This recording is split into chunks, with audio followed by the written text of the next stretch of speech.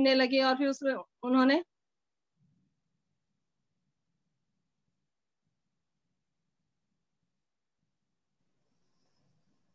Aunty बोलिए।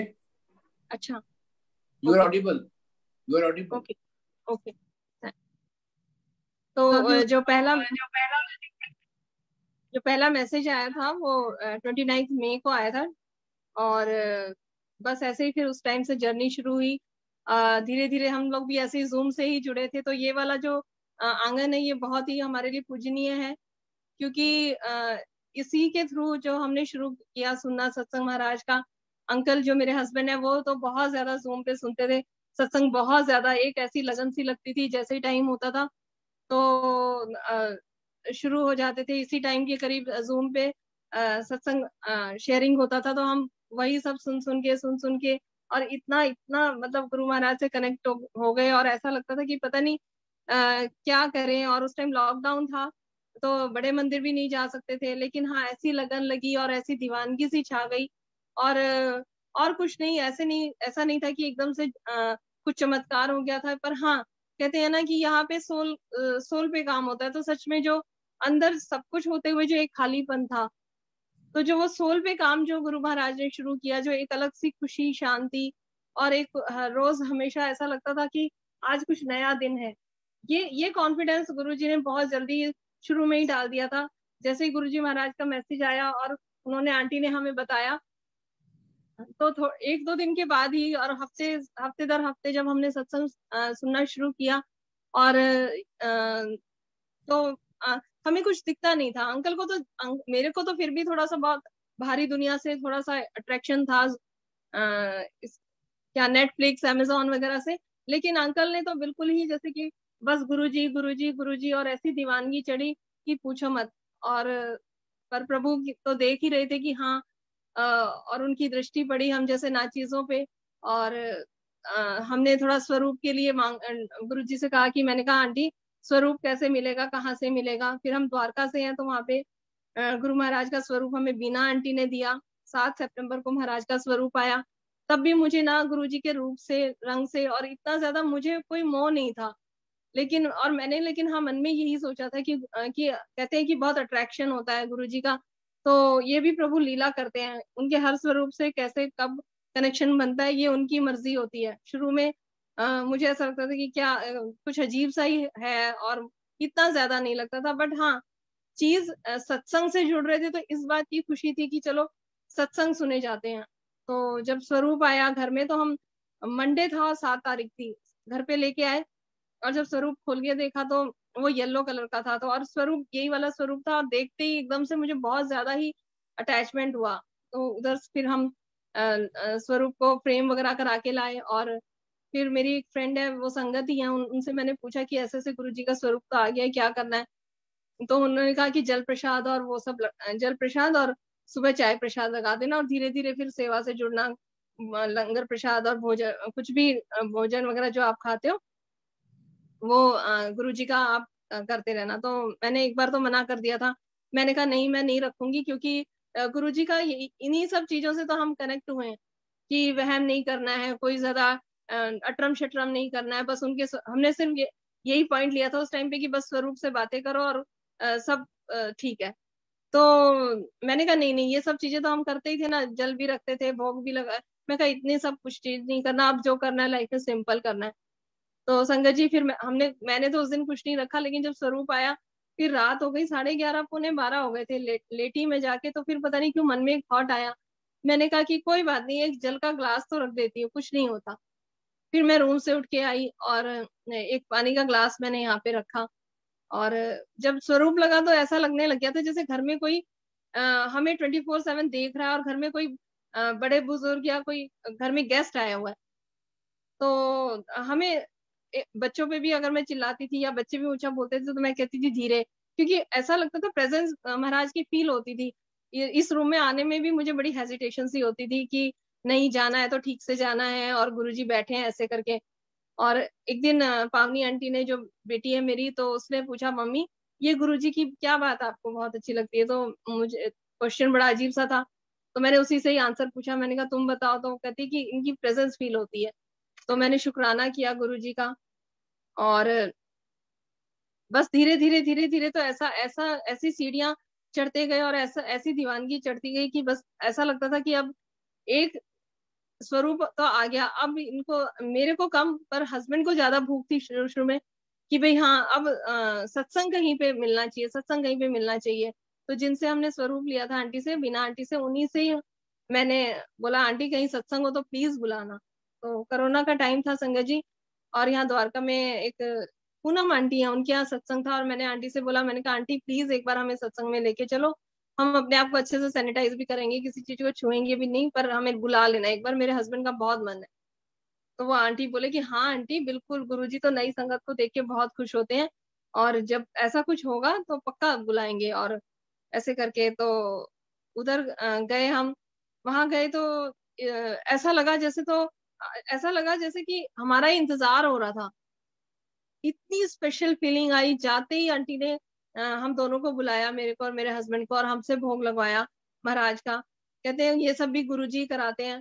तो इतना स्पेशल फील हुआ आने के बाद। तो मैंने उन आंटी को इतना अच्छा से थैंक यू और शुक्राना, ऐसा लग रहा था पता नहीं कितना लिखती चली जाऊं, क्योंकि गए हम बहुत डर डर के थे, लेकिन वहां पे जो गुरु परिवार, जो गुरु महाराज का जो वचन है कि मेरे, मैं एक ऐसा गुरु परिवार बना के जाता हूँ, बनाता हूँ कि उसी में ही तुम्हें सब कुछ मिल जाता है, तुम्हें कहीं जाने की जरूरत ही नहीं है। और जूम पे यही बात जब मैं सुनती थी तो मुझे लगता था कि सब बेकार की बातें हैं, ऐसे थोड़ी होता है। आजकल अपनों में प्यार तो रहा नहीं है, गुरु संगत में थोड़ी होगा प्यार। तो वहां से ये सब शुरू हुआ। फिर वही उसके बाद संगत जी बस वो एक लगन सी लगती चली गई। फिर हम रीना आंटी के वहां पे भी गद्दी लगी हुई है महाराज की। तो और उस टाइम कोरोना था, बट उनके यहाँ पे सत्संग होता था हर मंडे मंडे, ऐसे वो करते थे, समोसा प्रसाद की भी सेवा। तो करवा चौथ की बात है, पहली बार मैं उधर करवा चौथ पे गई थी। और उसमें भी ऐसा हुआ था कि दोनों तरफ से महाराज ने साइन ऐसे दे दिए थे कि ना मुझे जाने में हेसिटेशन हुई, ना उनको बुलाने में। क्योंकि बीना आंटी ने मुझे उनके दरबार का फोटो दिखाया था, तो इतना खूबसूरत दरबार और इतना अच्छा लगा था। मैंने कहा आंटी अब इन आंटी के यहाँ भी जाना है, और वही हुआ। उनका फोन आ गया, फिर रीना आंटी का, एक सत्संग में हम मिले, फिर हमारे नंबर शेयर हुए, और फिर तो जो जर्नी शुरू हुई संगत जी। मैं आज भी कोई ऐसा क्षण नहीं जाता होगा जो मैं उस पल को शुक्राना नहीं करती, या उस घड़ी के लिए मेरे मन में ये नहीं आता कि अगर वो घड़ी नहीं होती तो आज शायद इतना ये सब कुछ होता ही नहीं। तो बहुत शुक्राना मेरे रब जी का है। और फिर रीना आंटी के यहाँ पे थोड़ी सेवा से मैं जुड़ी, और संगत से थोड़ा थोड़ा मिलने लगी। और जब रीना आंटी के यहाँ कुछ मालिक ने उनको ऐसी बख्शीश करी है कि ऐसा लगता है कि उनको सिर्फ आशीर्वाद है कि संगत जोड़ना है, तो वो एक बच्चे की तरह उस संगत को पालती है। कि पहली बार आई है संगत, और फिर पहली बार जब कोई बच्चा स्कूल में आता है या कुछ होता है तो वो बहुत गलतियां करता है, लेकिन और डर डर के मैं जाती थी, लेकिन आंटी ने मुझे इतना प्यार दिया, इतना प्यार दिया, हर बात पे कोई बात नहीं आंटी, कोई बात नहीं, ऐसे कर लो, यहाँ जो होता है वो गुरु महाराज की मर्जी से होता है। कुछ गिर गया तो भी गुरु की मर्जी, अच्छे से हो गया तो भी गुरु की मर्जी।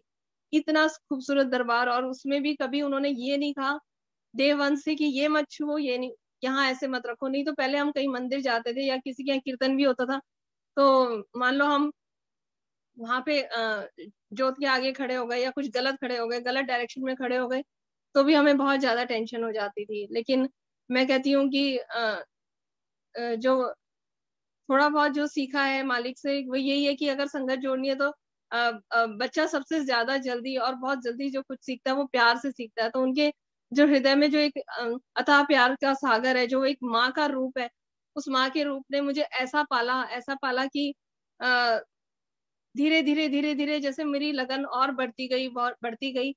फिर मैं एक दिन सत्संग सुन रही थी, तो जैसे संगत बोलती है कि हमारा डायरेक्ट कनेक्शन होता है, ऐसे होता है, ऐसे होता है, तो बहुत ऐसा लगता था कि गुरुजी पता नहीं आपकी और मेरी तो कभी बात ही नहीं हो पाएगी, पता नहीं कितनी, रब को पाना इतना आसान थोड़ी है, ये तो बहुत मुश्किल काम है।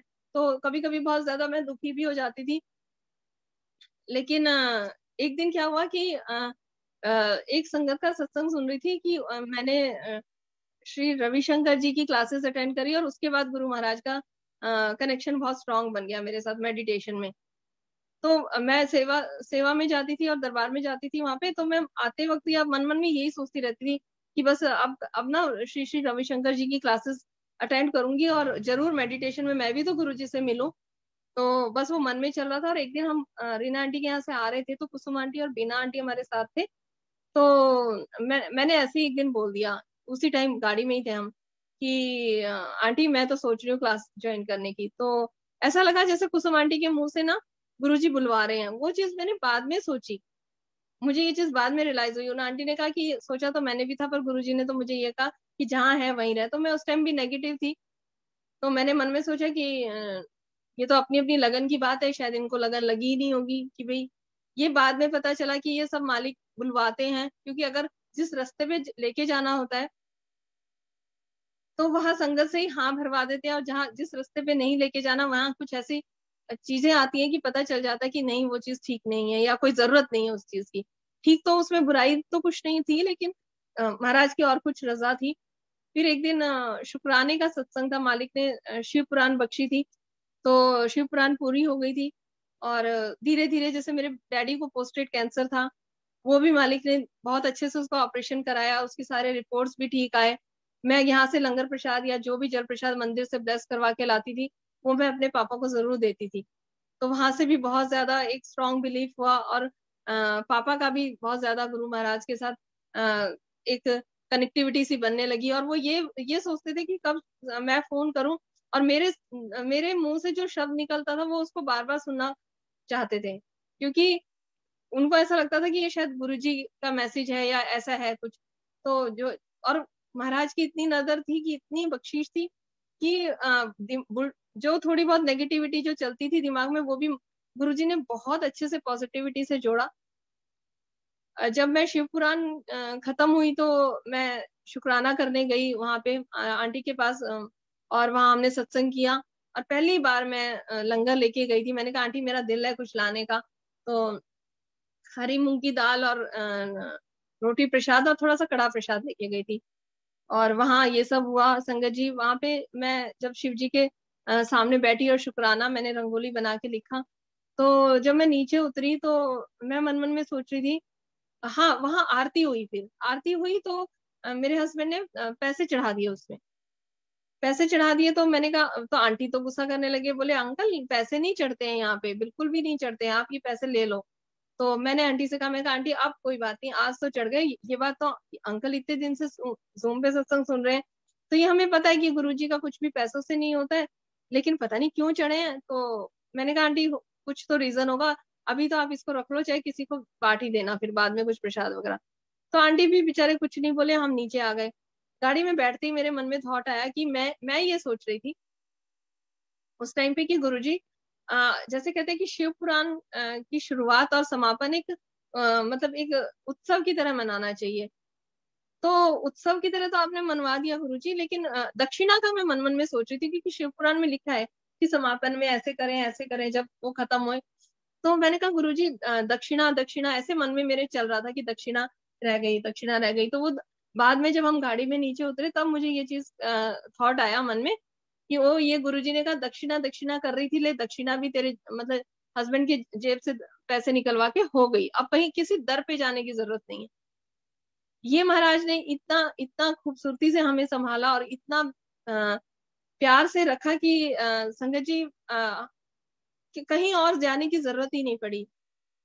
फिर धीरे धीरे ऐसा लगा कि मेडिटेशन और थोड़ा थोड़ा नींद वैसे भी कम सी आने लगी थी। तो मैं सोचती थी हाँ, फेसबुक पे मैं बहुत ज्यादा एक सोने गुरुजी पेज था और एक और पेज था अमृत वेला, नहीं पता नहीं, बुलबुल आंटी का एक पेज था। उसपे अर्ली मॉर्निंग में वो अपना सत्संग वो करा करते थे शुरू। तो वो ना पंजाबी में बोलते थे अमृत वेला चलिया, अमृत वेला चलिया। और और मैं सोचती थी ये क्या होता है, ये क्या होता है। तो वो बट वो शब्दों से बड़ा प्यार सा हो गया। तो कहते हैं ना कि हमारे थॉट प्रोसेस को बहुत ही बारीकी से, बहुत ही माइन्यूटली गुरु महाराज देखते रहते हैं, और उस चीज को वो देखते हैं कि कहाँ कौन सी डायरेक्शन कहाँ जा रही है, वही सब वो फिर वही जरिए बनते चले जाते हैं। तो मैं एक दिन रीना आंटी के यहाँ गई, वहां पे सत्संग था और वहां पे निखिल अंकल आए थे। तो उनके उनके यहाँ इनविटेशन था सत्संग का। बाद में पता चला, रीना आंटी ने जब मुझे बोला एक हफ्ते के बाद कि आंटी एक जगह सत्संग में चलोगे, तो मैंने कहा आंटी, वो मेरा पहला सत्संग था बाहर अगर हम कहीं जाए तो रीना आंटी के अलावा। तो मैंने सोचा अपने मन मन में, मैंने कहा कि अब हस्बैंड बोलेंगे कि इधर तो जाती थी, अब तो ये बाहर भी निकलने लगी। तो मैंने रीना आंटी से कहा, मैंने कहा आंटी चलो इच्छा तो बहुत है और गुरुजी महाराज से अरदास करो और ऐसे करके। आंटी कहते हाँ हाँ ठीक है ठीक है। संगत जी हम चले गए। वहां जाते ही जो महाराज का दरबार था, कहते हैं ना कि मेन अट्रैक्शन कुछ हो ना हो, सबसे पहला जो मुझे जो बहुत ज्यादा प्यारा लगता है, जो गुरु महाराज का जो दरबार है, मैं वहां गई, मत्था टेका और जब मैं वहां बैठी तो सबसे पहला तो मेरे जहन में ये आया कि गुरुजी आज मैं कितने आराम से और कितने अच्छे से आपके पास बैठी हूँ, क्योंकि आज आपने मेरे पापा को बिल्कुल ठीक कर दिया है। क्योंकि पापा को जो प्रोस्टेट कैंसर था, वो बाद में हमें पता चला कि इतना खतरा भी बढ़ गया था कि वो हो सकता है बोन्स में भी स्प्रेड हो जाता। पर गुरु महाराज ने हाथ पकड़ लिया था और उन्होंने तो पापा को ब्लेस करना था, तो उन्होंने ब्लेस किया पापा को। और तो आंख बंद करके जब मैं शब्द वगैरह सुन रही थी, तो मेरे को वहां बहुत रोना आया कि आज मैं यहाँ ऐसे इतने अच्छे से बैठी हूँ और दरबार के दर्शन कर रही हूँ। अगर पापा को कुछ हो जाता तो ये दरी किसी और, इस दरी का कुछ और ही मतलब होता, जिस गलीचे में हम वहां बैठे थे। अ, मुझे कुछ ऐसा कुछ दिखाई दिया, ऐसा फील हुआ, शायद वो गुरुजी ही दिखाना चाह रहे थे।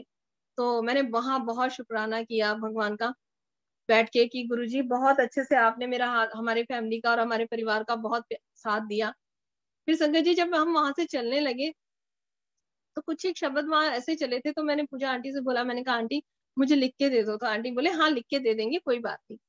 तो उधर उन्होंने फिर कहा कि चलो लाओ अपना व्हाट्सएप नंबर दे दो। तो वहां पे हमारे व्हाट्सएप नंबर चेंज हुए और फिर निकलते वक्त वहां पे अमृत वेले की बात हो रही थी। तो मैंने कहा अरे वाह। तो रीना आंटी बोले अगर आपको ज्वाइन करना है तो आंटी आप नंबर वगैरह दे के और ज्वाइन कर लो। संगत जी वहां से फिर अमृत वेले की जर्नी शुरू हुई, क्योंकि भूख बहुत जग चुकी थी। और जब आने के बाद फिर मैंने ऐसे हस्बैंड को बताया कि ऐसे ऐसे एक निखिल अंकल हैं और वहां पे वो लोग सत्संग वगैरह भी करते हैं। तो अंकल ने कहा चलो बात कर लेते हैं। बात की तो इन्होंने बोला कि हमें तो कुछ भी नहीं पता। हस्बैंड ने बोला, तो अंकल ने सिर्फ एक बात कही कि ज्यादा कुछ नहीं है, बस अपनी भूख को बढ़ाते रहो, भक्ति के मार्ग में इसी चीज को आप बढ़ाते रहो और आप वैसे ठीक जा रहे हो। तो संगत जी बस वो शब्द ने ऐसा ऐसा, मैंने उस शब्द को, वो मेरे अंदर ऐसा गया वो शब्द की भूख को बढ़ाना है और मतलब अपनी भक्ति की भूख को बढ़ाना है। तो बस वो रास्ता ऐसा निकला कि मैंने अमृत वेला शुरू कर दिया। और अमृत वेले में शुरू शुरू में अच्छा, जब बुलबुल आंटी अमृत वेला करके जब अर्ली मॉर्निंग जो उनका सत्संग होता था, तो वो बाद में हमेशा ऐसे कहती थी शुक्राना गुरु जी का जो आज का दिन ये करवाया। और तो मैं कहती थी ये शुक्राना किस चीज का करते हैं बाद में। ठीक है हो गया, पूजा हो गई और चलो भाई, क्योंकि हम तो ऐसे ही करते थे। जो घर में पूजा होती थी उसमें हमेशा हमारा यही होता था कि एंड में हमारी, मेरी तो एनर्जी इतनी लो हो जाती थी लास्ट में, तो मैं आरती भी ढंग से नहीं कर पाती थी। नौ नौ फास्ट जरूर करती थी और लास्ट में क्या होता था कि आरती के टाइम पे तो बस ऐसा लगता था कि बस हो गया और जाके बस अब बैठ जाओ। तो मैंने कहा ये एंड में इतनी एनर्जी लेवल इनका हाई होता है और ये लास्ट में इतने अच्छे से शुक्राना करते थे, ये क्या क्या चीज है, क्यों ऐसे बोलते कि शुक्राना शुक्राना। तो वो तो कहते हैं ना कि ये गूंगे की मिठाई है अमृत वेला, तो जो खाएगा उसी को, वो ये बात बोलते भी थे। बुलबुल आंटी हमेशा ये बोलते थे कि करो, क्योंकि अच्छा संस्कार तो माँ बाप भी देते हैं, अपना स्कूल में टीचर्स भी देते हैं, और जब यूट्यूब वगैरह में आजकल तो व्हाट्सएप का फ्री ज्ञान भी बहुत बट रहा है। पर अगर गुरु नहीं है तो फिर कुछ नहीं है। फिर आप, जो मुझे समझ में आया कि फिर कितना भी सारा दिन हम कुछ भी सुनते रहे और चाहे कितना भी पॉजिटिव चीजें सुनते रहे, तो उस वक्त ये समझ में आया कि सच में गुरु की कितनी अहमियत है। क्योंकि जब गुरु जी आए तो उन्होंने हर एक विचार पे ऐसे काम किया, सोचने से पहले, सोचना बाद में होता था और काम पहले हो जाता था, जहन में बाद में आता था और वही चीज होती थी, ओह अच्छा मैंने तो ये चीज बहुत पहले सोची थी। तो संगत जी ऐसे शुरू हुआ जब अमृत वेला किया, जब और एक वो बोलते थे कि हर अमृत वेले के बाद ये मांगो कि अमृत वेला बख्श दे और सारी जिंदगी के लिए बख्श दे। तो मैं शुरू शुरू में बस यही बोलती थी कि जब पहला दिन हुआ तो मुझे बड़ा सरप्राइज हुआ। सेकेंड डे भी मैंने बड़े दिल से किया, तो मुझे अपने अंदर जो चेंजेस मुझे दिख रहे थे, मैं उसको देख के हैरान थी। क्योंकि उठने के मामले में मैं बहुत ज्यादा सारा सारा दिन मैं सोती थी। जब गुरुजी के बारे में जब किसी ने नहीं बताया था या गुरु महाराज ने हमारा हाथ नहीं पकड़ा था, तो मैं सारा सारा दिन सुबह थोड़ा सा काम किया, फिर लेट उठना, फिर उसके बाद बहुत जल्दी दोपहर में फिर से खूब सारा सो जाना। तो जो जो मेरे मेरे साथ जो हो रहा था मुझे समझ ही नहीं आ रहा था। तो फिर मैंने यही अपने मन में अरदास करनी शुरू करी कि गुरुजी सब कुछ छुड़वाना लेकिन अमृत वेला कभी मत छुड़वाना। और फिर मैंने बाद में एक अमृत वेले का अमृत वेला ट्रस्ट करके है, उधर रिंकू वीर जी के मुंह से जब मैंने सुना कि हर अमृत वेले में अगले दिन का अमृत वेला मांग लो और सारी जिंदगी का 40 दिन पे नहीं रुकना है, यही मांगना है कि बस ये बख्शिश मुझे हमेशा के लिए कर दो प्रभु जब तक मेरे प्राण है। लेकिन ऐसे बोलने से कुछ नहीं होता। जब मैंने प्रैक्टिकली उस चीज को का जो रस मुझे महसूस होने लगा ना संगत जी, उसने तो मुझे इतना दीवाना किया कि मुझे बस मेरी नींद इतनी कम होती चली गई, क्योंकि गुरु महाराज ने हाथ पकड़ा था। तो मैं गुरु जी का जब स्वरूप आता है और उसके बाद जो चेंज आता है ना, मेरे तो मुझे इतनी प्रॉब्लम्स थी संगत जी। मेडिकल इश्यूज तो मेरे साथ इतने थे कि कोई ऐसी बीमारी नहीं थी जो मुझे नहीं होती थी। अगर जॉइंटिस है तो जॉइंटिस चल रहा है तो जॉइंटिस होगा, डेंगू है तो डेंगू हुआ मुझे, चिकनगुनिया हुआ, और मतलब जो भी बीमारी है। और एक एलर्जी की इतनी बहुत ज्यादा ऐसी दिक्कत थी कि वो तो मुझे गर्मियों में ह्यूमिडिटी के टाइम पे जब एसी वगैरह चलता है तो सर्दियों में नहीं होती थी, वो गर्मियों में होती थी। उसने तो इतना मेरे को परेशान कर रखा था कि पूछो नहीं। लेकिन अभी इस सीजन में मैंने अभी 2 हफ्ते से नोटिस किया है कि वो चीज भी मेरी बिल्कुल ठीक हो गई है। तो शुक्राना गुरुजी का। और क्या बोलूं गुरुजी महाराज के बारे में, तो जितना मैं उनका गुणगान करूं उतना कम है। अ, जो हमारी जो ये बड़ा ही एक रूहानी सा सफर लग रहा है अब तो मुझे, कि जो हमारी अंदर की रूह है, जो उसमें जो काम हो रहा है, उसको उसको जो पॉजिटिविटी से गुरु महाराज जोड़ रहे हैं, हर चीज को प्रैक्टिकल करा के। जो चीज जैसे मैं फेसबुक पे गई, उसके बाद संगत जी जब मैंने जूम पे सत्संग शुरू किया था ना सुनना, तो ऐसा मेरा दिमाग हो गया था कि मुझे कुछ और सुनता या नहीं सुनता था। धीरे धीरे मुझे सत्संग करने की बड़ी एक लिव सी लग गई थी। और सारा दिन जब जैसे ही मैं यहाँ आके गुरु महाराज से जोत वगैरह करके हटती थी, तो सारा सारा दिन में बस यही करती रहती थी, संगत जी गुरु जी, गुरु जी संगत जी गुरु जी, सारा सारा दिन। फिर एक दिन मेरे को ना ऐसा लगा कि मेरा दिमाग फट जाएगा। तो और इतने में ही जिन तपस्या आंटी ने हमें जिन्होंने मैसेज गुरु महाराज का दिया था, तो उनका मैसेज आ गया कि भाभी आप ना अपना सत्संग शेयर करो। तो मैंने कहा ये तो मेरे भी मन में चल रहा था, तो कहाँ करूं सत्संग शेयर। तो बोले जूम पे करो, ऐसे ऐसे बड़े मंदिर जाएगा वो रिकॉर्ड होके, और आप रिकॉर्ड करो। तो मैंने कहा ऐसा कुछ करिश्मा तो हुआ नहीं है। फिर मैं सोच रही मन मन में कि करिश्मा नहीं हुआ, बट मेरे मन में क्यों इतना आ रहा है कि गुरुजी संगत जी, गुरुजी संगत जी। तो और सत्संग शेयर संगत जी, मैंने जब मेरा पहला सत्संग महाराज ने बख्शा था वहां पे एक आंटी के घर में, वहीं पे मैंने शुक्राना कर दिया था। अपने बेटे के कॉलेज से लेके एक सत्संग था, शिव जी की पूजा जब मैं करती थी, तो उसका ठीक कॉलेज में एडमिशन हुआ। और उसने जब महाराज का स्वरूप आया, तो उसने बताया कि ये वाले गुरुजी है मम्मी, ये तो मेरे सभी फ्रेंड्स के यहाँ है। तो मुझे ये विश्वास हो गया था कि गुरु महाराज कहते हैं ना कि हम ये बोले कि नई संगत है या पुरानी संगत है, नहीं, महाराज तो बहुत टाइम से हमारे साथ, मतलब पता नहीं कितने जन्मों से हमारा उनके साथ बंधन है। तो वही शुक्राना कर दिया था मैंने। और मुझे बिल्कुल वहां पे ऐसे हेसिटेशन नहीं हुई। मैंने कहा कैसा लगेगा, लेकिन नहीं, मैंने कहा नहीं, अगर मैंने आज नहीं किया तो मैं कभी नहीं कर पाऊंगी। और जो महाराज का तरीका ही यही है ब्लेस करने का, और मेरे पास है मन में, मेरे को इतनी पॉजिटिव थॉट्स आ रहे हैं, तो मैं उनको क्यों ना बोलूं। फिर वहां से आके जब मेरे दिमाग में इतना ऐसे लग रहा था कि बहुत फट जाएगा, तब मैंने जब मैसेज भी आने लगे सत्संग के कि शेयर करो, और तो मैंने एक दिन किचन में जा रही हूँ और बाहर आ रही हूँ, किचन में जा रही हूँ और बाहर आ रही हूँ, मैंने कहा मेरे साथ हो क्या रहा है। तो मैंने कहा मुझे सत्संग रिकॉर्ड करना है। तो अंकल बोले क्या रिकॉर्ड करेगी, क्या बोलेगी, अभी तो ऐसा कुछ है नहीं, ना तो गाड़ी ली, ना कोई घर है, घर लिया, ना कुछ हुआ है अभी, क्या शेयर करेगी। पर मेरे को सारा दिन मैं बात करूं तो गुरुजी संगत जी, गुरुजी संगत जी, और तो कुछ बात ही ना होए, मेरी मेरी सबसे बातचीत बंद हो गई। फिर संगत जी मेरे बच्चे बोले एक दिन कि ऐसा है, आप छोड़ दो काम और आओ हम रिकॉर्डिंग कराते हैं। तो फिर मैंने रिकॉर्ड किया वो सत्संग, और वो फिर बड़े मंदिर गया, और मैंने अगले दिन भेज दिया था। तो मैंने गुरुजी से कहा, मैं कहा गुरुजी मैंने भेज तो दिया, और अगर अब उन्होंने मेरे को नहीं बुलाया सत्संग के लिए तो मैं तो बहुत दुखी हो जाऊंगी। क्योंकि सबसे ज्यादा तो ये है कि यहाँ पे अगर गुरु ने हाथ पकड़ लिया उसके बाद चलना फिरना खाना पीना और हर चीज गुरु महाराज की मर्जी से होती है फिर। तो मैंने कहा मुझे तो बहुत दुख हो जाएगा, फिर मेरे को तो सारी जिंदगी यही बात दिमाग में रहेगी कि शायद गुरुजी की इच्छा नहीं थी, गुरुजी की इच्छा नहीं थी। तो गुरुजी इतना सोचती रही थी और रिकॉर्डिंग भेजी थी मालिक की, ऐसी बख्शीश हुई संगत जी कि उसी दिन अंकल का 1:30 बजे फोन आ गया, कुसुम आंटी। और हाँ, जब मैं जूम पे सुनती थी तो अ, ऐसा लगता था कि मैं सोचती थी कि गुरुजी अगर फिजिकल फॉर्म में होते तो मुझे भी कोई कुसुम आंटी, गुरुजी कुसुम आंटी करके बोलते। तो ऐसे सोच सोच के एक दिन मैं बहुत ही भाव में ना मेरे आंसू निकलने लग गए। तो मैंने कहा कब वो दिन आएगा कि कोई मुझे कुसुम आंटी बोलेगा।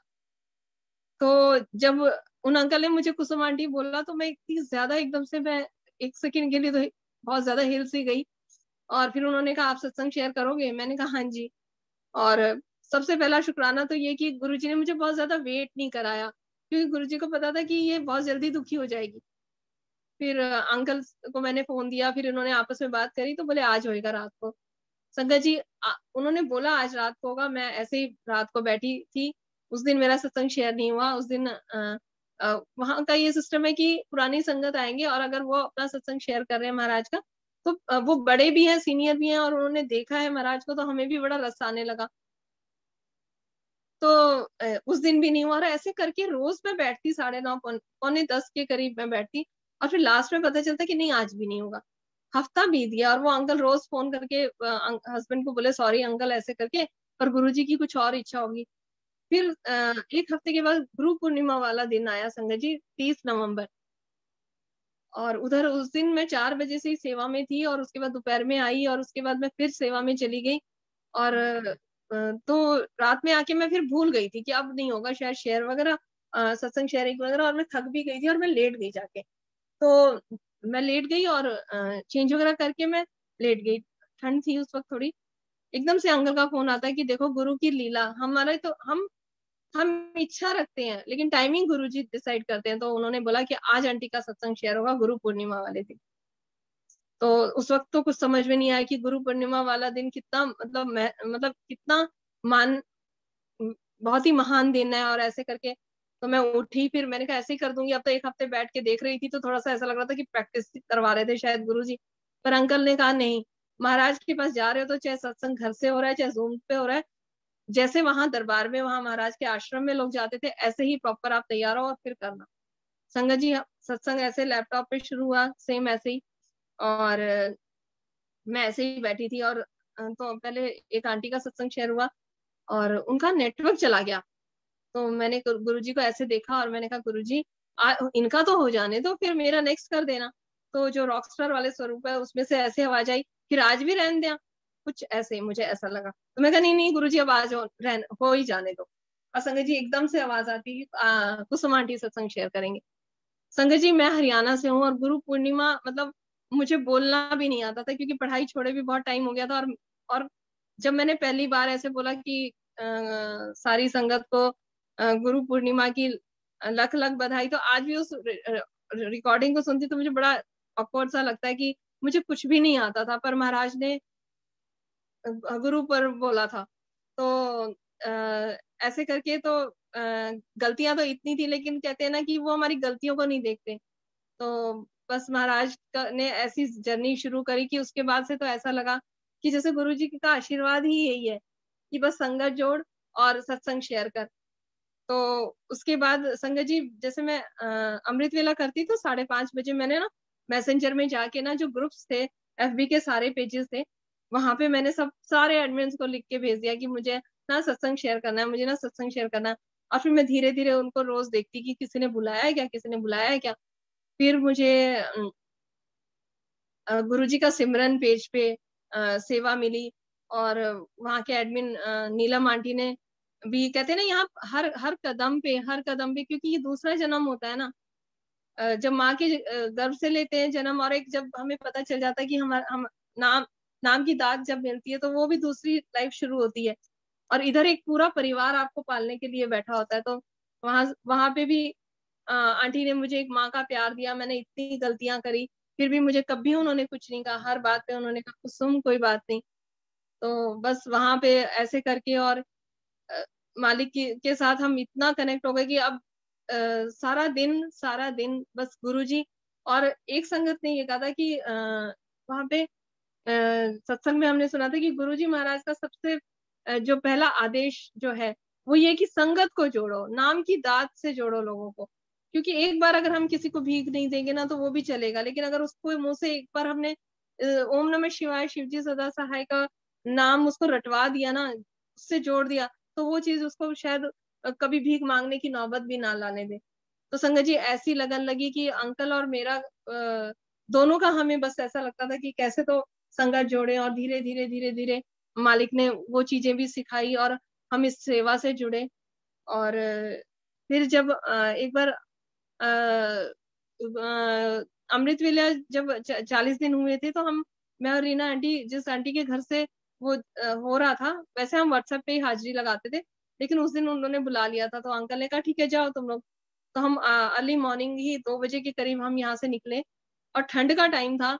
आप मानिए संगत जी की मतलब इतनी आलसी लड़की, इतना आलस जिसके अंदर रहता था, मुझे ऐसा लग रहा था कि आज मैं उस दर को देखूंगी जहां से ये अमृत वेले का पूरा परिवार है और जहां से ये होता है।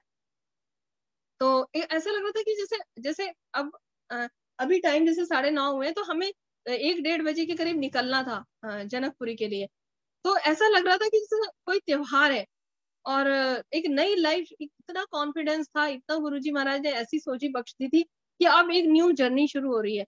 और मेरे को बहुत ज्यादा ना साड़ी पहनने का शौक रहता था, लेकिन वो सारी चीजें मेरी खुद की बॉडी की वजह से मैं इतनी बीमार रहने लगी थी कि कई बार मैं लेटी लेटी सोचती थी कि गुरुजी, मैं भगवान से ये बात करती थी कि भगवान, क्या मैं ऐसे ही मतलब इतने घंटे सो के मैं सारी जिंदगी क्या ऐसे ही बिता दूं। तो जब गुरु महाराज आए तो बस शरीर पे भी, और मतलब पूरी जो बीमारियां उन्होंने मेरे ठीक करी, तो जो लगन लगी, तो आप देखिए ठंड का टाइम था, और ठंड का टाइम था, और मैंने अपनी बेटी को कहा, बोली बोली कि क्या पहन के जाओगे मम्मी? मैंने कहा साड़ी निकाल देते हैं। तो मैंने साड़ी निकाली, वहां से यहाँ रखी, महाराज के चरणों में रखी कि इसको ब्लेस करना गुरुजी, और अब मुझे ऐसी जर्नी देना कि मैं कभी दिन में तो सोऊं ही ना। संगत जी, मैं यहाँ साड़ी ब्लेस करवाई मैंने, और इतनी ठंड में मैं हम लोग वहां पे पहुंचे महाराज से मिलने के लिए। और वहां जैसे ही मैंने पहला कदम रखा, वहां पे एक संगत ऐसी आवाज आई जैसे कि आप तो प्रिंसिपल लग रहे हो आंटी। तो उस वक्त कुछ समझ में नहीं आया, लेकिन मुझे ये कि गुरुजी ने ये चीज मेरे को सुनवाई कि उसकी सच में ये मेरा एक सपना था कि मैं टीचर बनूं, या मैं प्रिंसिपल बनूं, या मुझे इन चीजों का बहुत शौक था। वैसे मैंने डिजाइनिंग की हुई है, लेकिन कुछ सर्कमस्टांसेस ऐसे होते हैं कि हम उन चीजों को भूल भी जाते हैं, लेकिन ऐसी कोई दिक्कत मेरी लाइफ में थी नहीं कि अगर मैं नहीं कर पा रही थी जॉब, या वो भी बाई चॉइस मैंने नहीं की थी। तो कहते हैं ना कि गुरुजी, जो गुरु जिस चीज पे काम कर सकता है ना, वो हमारे कोई ऐसा रिश्ता है ही नहीं, कोई ऐसा रिश्ता है ही नहीं जो जो गुरु से बढ़कर हो। गुरु जी को हमारी हर हर सांस का पता है, हर सांस का पता है। तो वहां बहुत अच्छा लगा, आई मैं, तो अंकल ने भी पूछा कैसा लगा, और उसके बाद से संगत जी इतना इतना खूबसूरत एक सफर शुरू हुआ कि ऐसा लग रहा था कि जैसे पता नहीं कहाँ, कहते ना हवा में उड़ रहे हैं, या कुछ अलग फीलिंग थी। मैंने उषा आंटी का सत्संग सुना था, तो सबसे ज्यादा जो सॉफ्टनेस और जो बहुत ही एक बहुत खूबसूरती से जब वो सत्संग अपनी मधुर आवाज में करते हैं, तो उस चीज ने मुझे इतना इतना ज्यादा पॉजिटिव किया कि सच में यहाँ पे कोई डरने की बात नहीं है। और उन्होंने वो इतने प्यार से बोलते कि ये सब कौन कर सकता है, हमारे गुरुजी ही कर सकते हैं। तो एक मुझे ये कॉन्फिडेंस आ गया था कि यहाँ पे कोई डरने की बात तो है ही नहीं। लेकिन अपना दिमाग धीरे धीरे चलने लगता है, तो क्योंकि उस वक्त भी हमारा गुरु महाराज से प्यार जैसे जैसे बढ़ता है, तो हम उनके लिए कुछ करना चाहते हैं, तो वहाँ डर भी हमारा बढ़ता है। फिर ऐसा लगा कि कैसे बात करनी है, कैसे। फिर एक दिन मेरे को ओल्गा आंटी ने का सत्संग सुना, क्योंकि मैं पापा को और ज्यादा कनेक्शन पापा का बनवाना चाहती थी। तो मैंने कहा पापा कैसे बात करेंगे गुरुजी से, कैसे। फिर एक दिन ओल्गा आंटी का सत्संग सुना कि यही सब कुछ है, इनको आप चाहे बिग बॉस बोलो, चाहे गुरुजी बोलो, चाहे किसी भी भाव से, ये चीज सुनी थी कि भगवान से या गुरु से रिश्ता बना लो, कोई भी एज ए मतलब बेस्ट फ्रेंड बना लो, लेकिन जो बात करने का तरीका है, कैसे उनसे कनेक्शन बनाए, वो सत्संग से तो गुरुजी ने इतना मेरे को इतना ऐसा कर दिया कि जैसे फ्री एकदम से। फिर तो मैं मार्केट जाती तो गुरुजी आ जाओ चलते हैं, खाना खाने तो गुरुजी आ जाओ खाना खाते हैं, और कभी कुछ भूल भी गई तो अच्छा, एक दिन मैं थोड़ी सी देर के लिए नीचे चली गई थी, तो बस वो कुछ पल थे जो मेरे को ऐसा लगा कि वो सामने कोई पड़ोसी मिल गया था, तो उससे बात करने के चक्कर में मैं आंटी से बात करने के चक्कर में मैं थोड़ा सा भूल गई थी गुरुजी को। तो आके मैंने लिटरली गुरुजी के आगे खड़े होकर मेरे मुंह से ये निकला कि गुरुजी मैंने सॉरी, मैंने तो आपको बहुत मिस किया, क्योंकि लॉकडाउन था तो इतना उतरते भी नहीं थे। और तो गुरुजी ने जो हम लाइफ में आके और जो हमें आशीर्वाद और प्यार से वो सहज के हमें रख रहे हैं, उसका तो मतलब शब्द ही नहीं है संगत जी। एक बार हम सेवा के लिए गए थे चंडीगढ़, तो वहां पे 1-2 दिन की सेवा थी, और मैं पहली बार गई थी, तो वहां पे मुझे थोड़ा सा ऐसा लगा कि शायद मैं फैमिली को मिस कर रही थी। मुझे बाद में ये चीज रियलाइज हुई, तो वो भी रीजन था, थोड़ा सा मैं उदास हो गई थी। और मैंने कहा गुरुजी, बाहर आने के बाद ऐसा लगता है कि आपका और मेरा कनेक्शन थोड़ा सा कम हो जाता है। तो गुरुजी तो जान ही जान है, मतलब देख ही नहीं सकते, वो तो उदास। संगत जी नेक्स्ट मॉर्निंग जैसे ही मैं उतरी तो आंटी ने चाय प्रसाद बनाया और बोले, मैंने कहा आंटी क्या करना है बताओ, तो आंटी कहते बस भोग लगाओ गुरुजी को। संगत जी चाय प्रसाद का भोग लगाया। वहां पे रिंकू आंटी ने बोला रंगोली बनाते हैं, मैंने कहा हाँ जी। रंगोली बनाई तो स्वास्तिक की रंगोली बनी। मुझे रंगोली बनानी नहीं आती संगत जी, बिल्कुल भी नहीं आती, तो मैंने कहा बट सेवा मिली है तो करनी है, ना नहीं करना। तो मैंने स्वास्तिक बना दिया और ओम बना दिया। उसके बाद संगत जी थोड़ी देर बाद ही और एक सत्संग था, तो वहां पे मैंने देखा जो मेरे आगे आंटी बैठे हैं, तो उन्होंने इयररिंग्स भी स्वास्तिक के पहने हुए। और जब कड़ा प्रसाद का भोग लगा, उसमें भी महाराज ने स्वास्तिक के दर्शन दिए। तो गुरुजी ने ये मुझे प्रेजेंस फील कराया कि ऐसा नहीं है कि भाई दूर हो जाते हैं या नजदीक हो जाते हैं, ये अपने ही भाव कभी कभी इधर उधर हो जाते हैं, या कुछ ऐसी चीजें, मतलब शायद मैं घर को मिस कर रही थी, तो लेकिन गुरुजी एकदम से ऐसे आके पकड़ लेते हैं कि नहीं, मैं हूँ, हर पल तेरे साथ हूँ। तो शुक्राना मेरे गुरु महाराज का। और संगत जी मेरी मम्मी को बहुत ज्यादा हेल्थ इश्यूज रहते थे, और मम्मी बहुत ज्यादा परेशान होते थे और कहते थे कि तुम्हारे गुरुजी मेरे साथ तो कुछ करते नहीं है, तो मेरी हेल्थ तो इतनी खराब रहती है, और ये है वो है। तो मैं गुरुजी से ये कहती थी कि गुरुजी मम्मी को भी ब्लेस करो, क्योंकि मम्मी भी बहुत ज्यादा चिड़चिड़े हो जाते हैं, और अब ये है कि मेरा भी ज्यादा किसी से बातचीत तो हो नहीं पाती है। तो मम्मी को ये लगता है कि ये तो अपनी गुरु भक्ति में लीन हो गई है, और अब वैसे भी मैं भी बीमार इतना रहने लगी हूँ, तो मैंने हमेशा गुरुजी से कहा मेरी मम्मी को ठीक कर दो, मेरी मम्मी को ठीक कर दो। तो कहते हैं ना गुरुजी के पास मैं का कोई काम नहीं है, मैं गुरुजी को बिल्कुल पसंद नहीं है। फिर सोजी भी बख्शते हैं गुरुजी। फिर ऐसा थॉट आया कि जब मैं यहाँ पे चाय प्रसाद रखने आई और गुरुजी से फिर मैंने कहा कि गुरुजी मेरा तो अब कुछ भी नहीं है, मेरी अपनी सांसें भी अब मेरी नहीं है, जब घर आपका हो गया और सब बच्चे भी आप ही की सेवा से मैं चाहती हूँ कि जुड़ जाएं, और सब कुछ तेरा तेरा है मालिक। तो अब मेरी मम्मी भी अब मेरी मम्मी नहीं है, आपकी बेटी है। गुरुजी उस उन्हें भी ब्लेस करो। और आप, मैंने ये भी नहीं कहा, मैंने बल्कि ये कहा कि अब आपकी मर्जी, आपको जैसे उन्हें रखना है ना वैसे रखो। तो संगत जी एक दिन क्या हुआ कि वहां से बटरफ्लाई आई और मम्मी के टमी को टच करके चली गई। तो मम्मी ने खुद बताया और खुद खुश होके बताया, तो अंकल वहीं पे खड़े थे। तो अंकल ने कहा कि देखा मम्मी को ब्लेस कर दिया गुरुजी ने। तो शुक्राना। और उसके बाद से मम्मी के अंदर बहुत ज्यादा उनके उसमें जो जो उनको बीमारियां थी वो सारी मालिक ने ठीक करी। तो गुरुजी महाराज का लख लख शुक्राना। और सेवा के लिए जो गुरु महाराज ने मेरे को बख्शीश करी कि कभी भी मैं यही कहती हूँ कि गुरुजी हर पल मुझे अपने चरणों से जोड़ के रखना, और अपनी सेवा से लगा के रखना। और मैं कभी भी कहीं भी गलत हूँ तो मेरे को हर रास्ते पे आप राह दिखाना। और धीरे धीरे संगत जी इतना अच्छा गुरु परिवार मिला कि जब मैं नई नई थी तो वहां सत्संग में जाती थी, तो मैं हर एक संगत से ना, जैसे मुझे थोड़ा सा लगता था कि हाँ इनसे बात करनी चाहिए, तो मैं क्या करती थी कि उस संगत का नंबर ले लेती थी। क्योंकि मेरे को मन में ये रहता था कि अगर मैं कभी सत्संग कराऊंगी तो मेरे पास तो किसी का नंबर ही नहीं है, मैं कहाँ से किसी संगत को बुलाऊंगी। तो एक दो नंबर एक्सचेंज हुए, और कब कब कितनी संगत से मालिक ने जोड़ दिया और कितना बड़ा गुरु परिवार से हमें मिलाया, इतना प्यार से उन्होंने हमें रखा कि हम भी परिवार का हिस्सा हैं।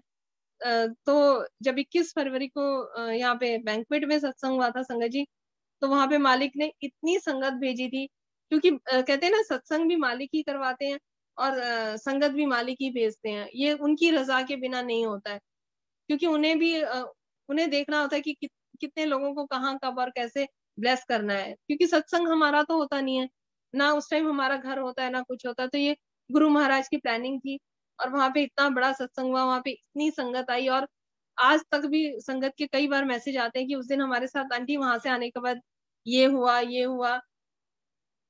तो बस मालिक के लिए तो मैं यही कहती हूँ कि सच्चे पातशाह, बस अब जितनी सांसें हैं, जब तक हमारे प्राण है शरीर में, बस अब आप अपनी इस सेवा से ही हमें लगा के रखना, ताकि हम गुमराह ना हो, और आप हमेशा अपने चरणों से हमें ऐसे ही जोड़ के रखना गुरुजी। और अंकल और बस अभी इतनी मुझे ऐसा लग रहा है कि आज्ञा ले लेनी चाहिए अब गुरु महाराज से। अभी आंटी टाइम है, अभी आप कंटिन्यू कर सकती हैं प्लीज। जय गुरु जी। हाँ जी, जय गुरु जी। संगत जी, एक्चुअली में हम ना हरियाणा से हैं, तो हरियाणा में कहा जाता है ना कि कल्चर के नाम पे, मेरे डैडी हमेशा कहते हैं कि कल्चर के नाम पे एग्रीकल्चर है वहां पे। तो कुछ समझ में नहीं आता था, कई चीजें तो मेरे को यही नहीं पता चलती थी कि कैसे करना है क्या करना है। लेकिन जब गुरुजी ने हाथ नहीं पकड़ा था, तो उससे पहले मेरी फ्रेंड है मधु आंटी है, वो पंजाबी है, तो वो सुखमनी साहब का पाठ उनकी सास करते थे। तो और मैंने ये यूट्यूब वगैरह पे मैंने सुना था कि सुखमनी साहब का पाठ बहुत अच्छा होता है। तो मेरे को एक ना लगन सी थी कि करना है करना है करना है। और वो कहते हैं ना कि हर चीज में अपना स्वार्थ होता है। तो मैंने ये सुना था कि जब न्यू बॉर्न बेबी होता है, तो अगर उसको गोदी में लेके माँ या कोई भी फैमिली मेंबर सुखमनी साहब का पाठ उस न्यू बॉर्न बेबी को उसी टाइम पूरा पढ़ के सुना देगा, तो बच्चा जिंदगी में कभी भी ये दुनिया के झमेलों में नहीं फंसेगा। उसका एक अलग सा एक स्ट्रांगनेस उस बच्चे के अंदर, एक पॉजिटिविटी, और उसकी सोल बहुत ऐसी शील्ड में कवर हो जाएगी कि वो कहीं गलत नहीं फंस सकता। तो मैं मन मन में सोचती थी कि जब मेरे ग्रैंड चिल्ड्रंस होंगे तो तब तक मुझे ना ये सुखमनी साहब आ जानी चाहिए। तो धीरे धीरे जब अमृत वेला मैंने स्टार्ट किया, तो पहले उन्होंने मुझे 45 मिनट्स की प्लेलिस्ट से जोड़ा, जिसमें चौपाई साहब, जपजी साहब, आनंद साहब, ऐसे सारे पाठ थे संगत जी। और आता जाता कुछ नहीं था, बस सिर्फ एक लगन। वो जैसे अंकल कहते हैं ना, अंकल से एक दिन मेरी बात हुई थी सुरेश अंकल से, तो बस हेलो हुआ, मैंने कहा जय गुरु जी अंकल। तो अंकल ने कहा कि क्या बोले। मैंने कहा आंटी, मैंने कहा हाँ जी अंकल, बस क्या बोले कि अब तो कुछ दिन रात 24 घंटे कुछ नहीं दिखता, बस गुरु जी गुरु जी गुरु जी। तो हम दोनों ही आपस में ही सत्संग शेयर कर रहे थे कि सच में एक अलग सी दीवानगी है। और अब तो ये समझ में आता है कि ज्यादा कनेक्शन वगैरह के चक्कर में क्यों पढ़ना है। जो अगर मुझसे कोई संगत पूछे या मुझसे कुछ थोड़ा बहुत भी अगर कोई पूछे कि अभी तक के सफर में आपने क्या सीखा और कैसे कनेक्शन बनाना चाहिए और क्या, तो मुझे तो सिर्फ एक ही बात समझ में आई कि सिर्फ और सिर्फ प्यार। प्यार, और एक कहीं ईगो नहीं आए और किसी को हर्ट ना करें हम। अगर 10 चीज भी हमारे सामने कोई गलत दिखाता है या दिखती भी है, तो गुरुजी से मैंने यही अरदास करी। खैर मैं बहुत ज्यादा डरपोक हूँ, इस वजह से मेरे से ये काम हुआ कि मैंने कभी गलत को देखने की कोशिश ही नहीं करी। ये उस रब की मर्जी है कि वो चाहे उसी उसी दूसरे पल में उस गलत को वो किसी भी तरीके से ठीक करा देते हैं। लेकिन मैंने सच्चे बादशाह से यही अरदास करी है संगत जी हमेशा, कि मेरे मुंह से मैं किसी को हर्ट ना कर पाऊं, क्योंकि चीजें ठीक हो जाती हैं, आने वाले टाइम में वो चीजें ठीक होती हैं। तो मैं अभी अगर मेरी बेटी है मान लो, जो गुरु महाराज ने मुझे थोड़ी सी सोची बख्शी कि जब बेटी तूने मुझे दे दी है, तो अब तेरा कुछ काम नहीं है, तेरा कोई इस पे वो नहीं है, ठीक है, तू एक सेवादार है और इसकी सेवा कर, घर की सेवा कर, बाकी मेरे को देखना है। तो ऐसे ही जब मैं बाहर जाती हूँ या बाहर की दुनिया में जाती हूँ, तो मैं यही कहती हूँ सच्चे पातशाह, मुझे मुझे ऐसी कोई चीज, मुझे हर हर ऐसी चीज से दूर भी रखना। और मुझे ऐसा लगता है कि गुरुजी मेरे मेरे को हर एक रोज एक नया होमवर्क देते हैं और ऐसे आके खड़े हो जाते हैं कि हाँ आज सारा दिन कैसा बीता और क्या क्या गलत देखा, उस गलत को तो मेरे को नहीं सुना, गलत तो मैं अपने आप देख लूंगा, अच्छा क्या देखा उस गलत चीज में से वो बता। तो बड़ा टफ सा होमवर्क होता है। तो पर भी मैं वही रघुवीर अंकल के सत्संग याद आते हैं कि गुरुजी बहुत टेस्ट लेते हैं और पास भी वही करवाते हैं। तो गुरुजी जो भी टेस्ट आप लोगे आप लो और मुझे आगे बढ़ाओ। और लेकिन हाँ, वो कहते हैं ना कि टेस्ट में हेल्प भी आपको करनी पड़ेगी, क्योंकि मुझे आता तो कुछ भी नहीं है। हाँ, मुझे ये आता है कि गुरुजी मैं आपसे बहुत प्यार करती हूँ और मेरे को अब बस फालतू की दुनिया की चीजों में और इधर उधर, क्योंकि हर हर जगह जा तो रहे थे, मॉल भी जा रहे थे, मूवी भी जा रहे थे, यहाँ भी जा रहे थे, सब कुछ तो कर रहे थे, फिर वो जो एक अंदर जो सोल में जो एक खालीपन था, वो जो मेरे रब ने भरा है, वो वहां जाके जो गुरुजी महाराज बैठे हैं, मैं कहती हूँ गुरुजी वहीं हमेशा ऐसे ही सच के बैठे रहो कि मुझे हर वक्त ये फीलिंग हो कि आप मेरे अंग संग हो और हर पल मेरे साथ हो। तो गुरु महाराज का लख लख शुक्राना। और एक दिन संगत जी क्या हुआ कि मैं सत्संग शेयर नहीं सत्संग में गई थी और सत्संग में मैं बैठी, तो जब गुरु पूर्णिमा गुरुपुर था संगत जी, तो मैं ना जब दरबार से जुड़ी गुरु महाराज के वहाँ बड़े मंदिर के दरबार और रीना आंटी के यहाँ जाती थी, तो मैं ना क्या करती थी, फोटोज खींच लेती थी। और ऐसे जब रीना आंटी के यहाँ जा नहीं पाती थी तो उनका स्टेटस की ऐसे फोटोज खींच लेती थी। तो मैं धीरे धीरे क्या किया, मैंने स्टेटस लगाना शुरू कर दिया और डीपी लगानी शुरू कर दी। तो गुरुपुर्ब वाले दिन क्या हुआ संगत जी, मैं इतनी कंफ्यूज की, सबने इतने धूमधाम से मनाया और सुबह से सेवा भी लगी, और मैंने जब सबका स्टेटस वगैरह देखा तो मैंने कहा, लास्ट में रात को आके मैं बहुत ज्यादा बेचैन हो गई। मैंने कहा गुरुजी कि मैंने क्या किया, क्योंकि एक तो मैं कंफ्यूज बहुत थी उस टाइम पे कि गुरु नानक देव जी और गुरु जी और ये, अच्छा पूछती मैं किसी से थी नहीं, क्योंकि सब कुछ तो अच्छा चल रहा था, या तो पूछती तो जब कि कोई मुझे किसी चीज के लिए टोक देता। मुझे प्यार तो इतना मिल रहा था संगत से, तो मुझे ऐसा लगा कि सब कुछ अच्छा ही है। तो मैंने स्टेटस नहीं चेंज किया, और जब मैंने आके देखा तो सबने अपने रात को स्टेटस देखे, मैंने कहा सबने चेंज किया तो मैंने कुछ गलत कर दिया क्या। फिर मेरे जहन में आया कि हाँ, बड़े मंदिर में भी तो गुरु नानक देव जी का लगा हुआ है स्वरूप। तो मैंने कहा शायद गुरु जी को ये चीज अच्छी नहीं लगी। अच्छा, मैंने फिर कड़ा प्रसाद भी नहीं बनाया था, तो मुझे ऐसा लगा कि मैंने खुद तो कुछ किया ही नहीं गुरु जी के लिए आज। फिर मैंने कड़ा प्रसाद तो बना दिया संगत जी, लेकिन फिर भी एक बेचैनी सी वो बेचैनी लेके मैं सो ही गई। मैंने कहा अब लगाऊंगी तो वैसे भी जो देखेंगे वो कहेंगे ये इतनी लेट जगी है, और शायद नहीं लगाते हो। गुरुजी कहते, गुरुजी का तो सिर्फ गुरुजी है ना।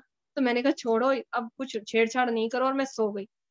संगत जी गुरु महाराज आए और पावनी आंटी जो मेरी बेटी है उनके सपने में आके महाराज ने दर्शन दिए, और उसने बताया कि मम्मी आप गुरु महाराज, बच्चे सत्संग वगैरह नहीं सुनते थे, हम ही दूसरे रूम में सुनते थे, ये तो अपना उसमें रहते हैं, लेकिन हाँ जो कनेक्शन है और जो प्यार है गुरु महाराज से वो बच्चों का बहुत ज्यादा है।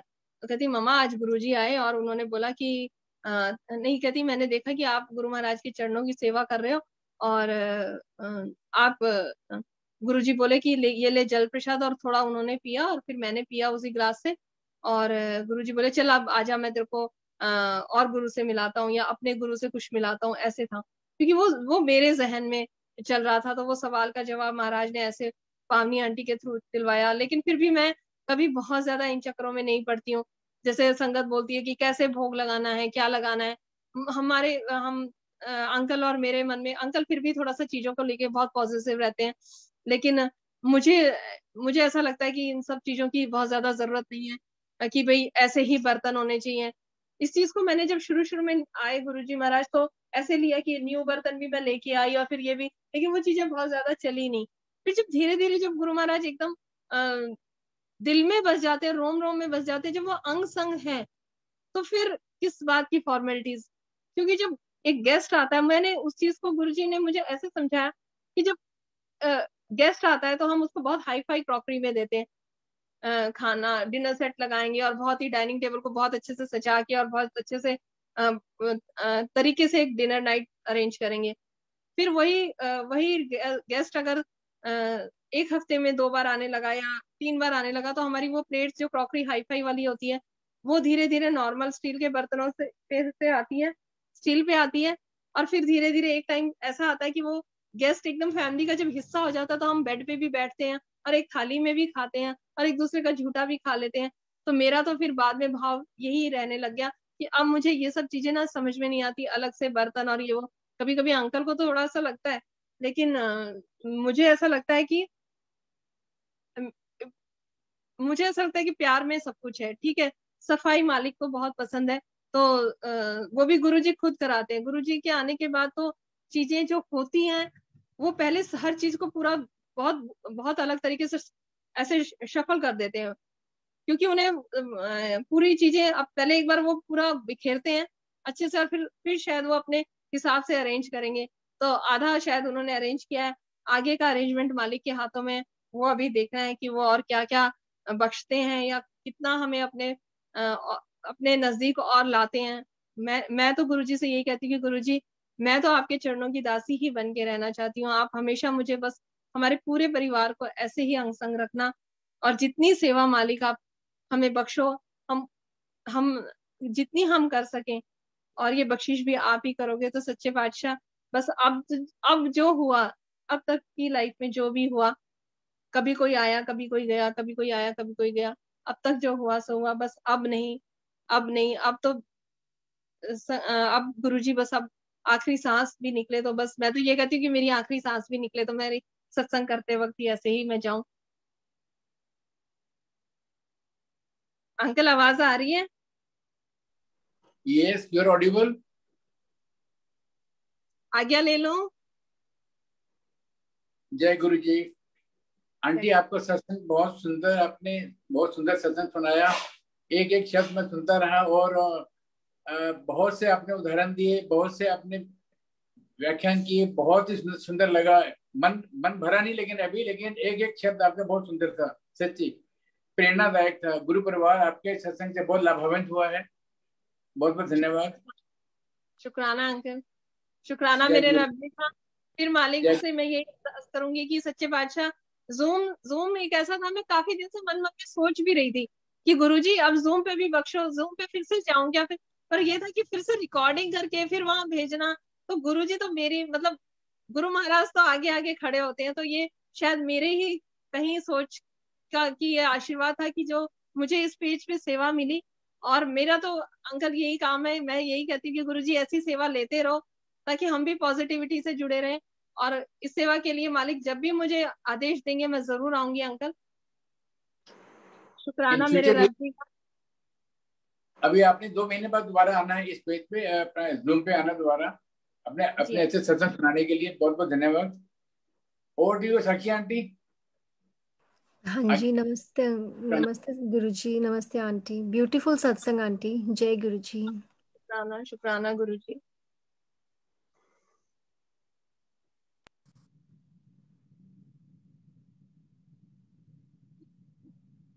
लीव करना है क्या अंकल? जय गुरु जी की। अब हम मंत्र जाप करेंगे। ओम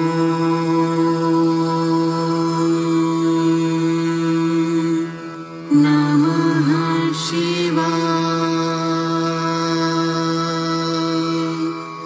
शिव जी सदा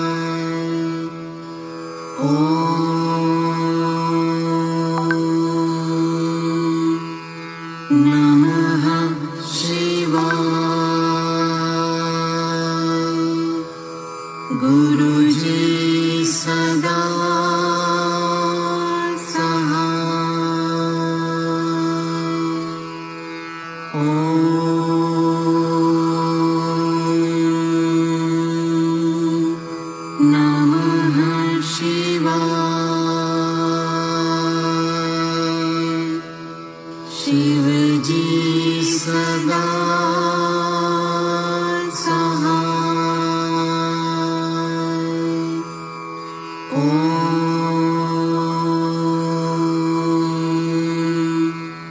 नमः शिवाय।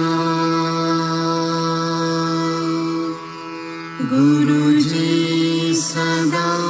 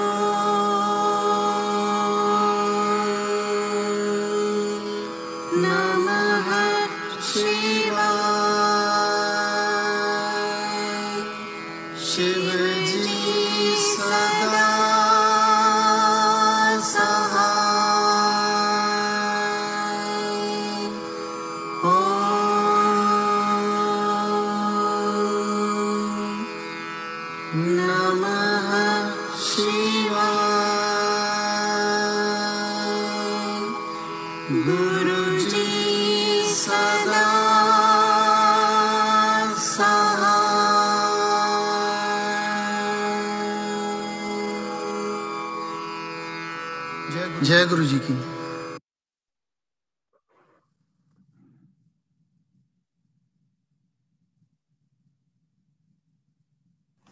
Over to you, Suresh uncle. जय गुरु जी। जय गुरु जी। साथ संगत जी, अभी हम आगे लेंगे साथ संगत जी। जय गुरु जी। जय गुरु जी। कुसुम आंटी, जय गुरु जी।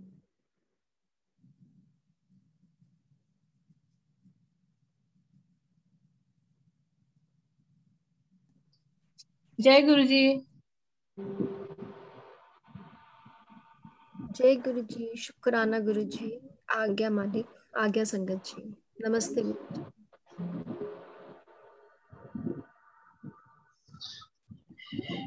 जय गुरु जी। शुक्राना गुरु जी। शुक्राना। जय गुरु जी।